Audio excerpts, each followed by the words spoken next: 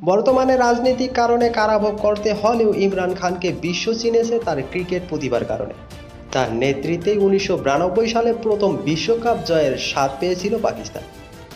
পাকিস্তানের হয়ে 88টি টেস্ট ও 175টি ওয়ানডে খেলা এই কিংবদন্তি অলরাউন্ডার ক্রিকেটের 22 গজ ছেড়ে পরবর্তীতে প্রভাব বিস্তার করেছেন দেশটির রাজনীতিতেও। দেশটির মানুষের হৃদয় জিতে হয়েছেন পাকিস্তানের প্রধানমন্ত্রী। স্বাভাবিকভাবে তাই প্রশ্ন ছিল, ইমরান খানের দুই ছেলে সুলাইমান ও কাসিম কোন পথে হাঁটবেন?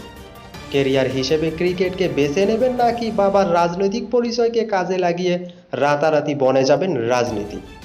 বাবার রাজনৈতিক সংগ্রাম বোধহয় খুব একটা টানেনি ইমরান পুত্রদের, তাই রাজনীতিতে সুযোগ থাকার পরও বাবার প্রথম পরিচয় ক্রিকেটার হওয়াতেই মনোযোগ দিয়েছেন দুজন।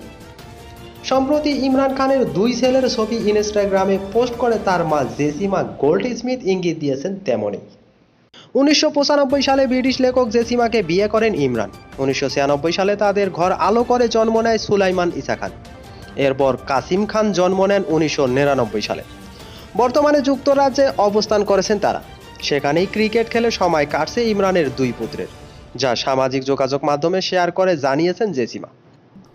যেই ছবিতে ইমরানের দুই ছেলেকেই দেখা গেছে ক্রিকেটের কিট পরা অবস্থায়। সুলাইমানের ছবির ক্যাপশনে জেসিমা লিখেছেন ম্যান অব দ্য ম্যাচ, অন্যদিকে কাসিমের ছবিতে লিখেছেন ফাস্ট বোলার। ইমরানের দুই পুত্রকে ক্রিকেটে দেখে অবশ্য খুশি হয়েছেন ক্রিকেট প্রেমীরা।